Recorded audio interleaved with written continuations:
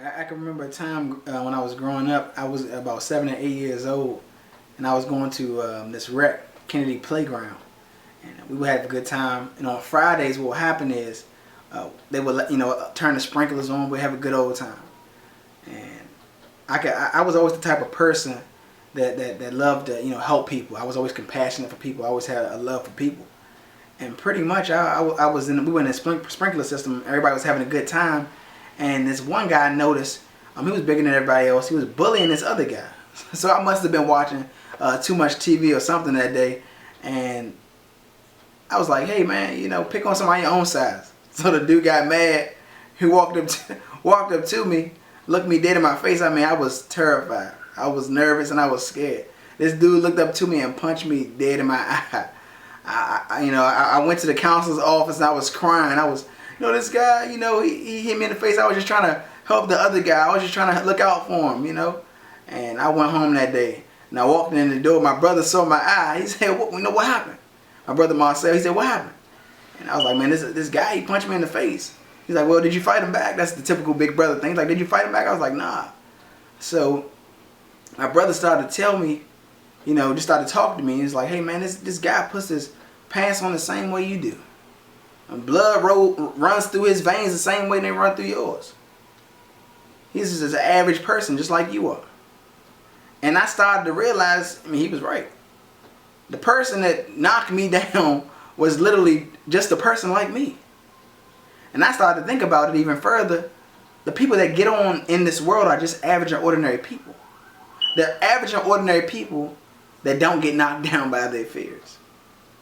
Once they realize their fears, they go attack it. Once they realize what they're scared of, they then go attack it. And I realized in this lifetime, you literally have to acknowledge your fear. Don't say, hey, I'm not scared of this.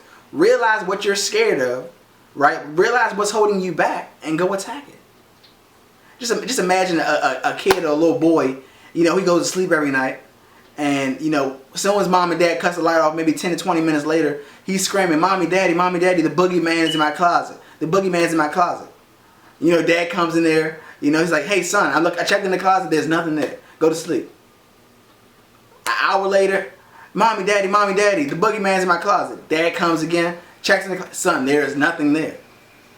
See, the thing about it is the child has literally made up in his mind that there is a boogeyman there. That there is something literally in his closet. And because it is in his closet, he can't go to sleep. And that's the same exact thing when it comes to with our fears. We make up things in our mind and we say, hey, this is what's happening.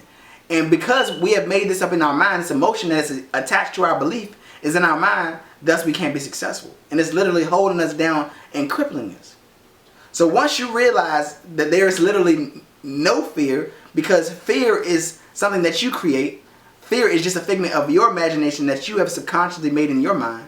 Once you realize it's not real, and you go attack that fear, then you'll be one step towards success. You'll be one more step towards success. So what I want you guys to do today is acknowledge your fear, right? So acknowledge your fear, and then go attack it. Acknowledge it, and then attack it. And I guarantee you, once you do that, you'll be one step closer to being successful. So man, this is Ozzy Ali. I'm definitely excited to be talking to you guys. See you guys at the top because the bottom's too crowded. Have a blessed day.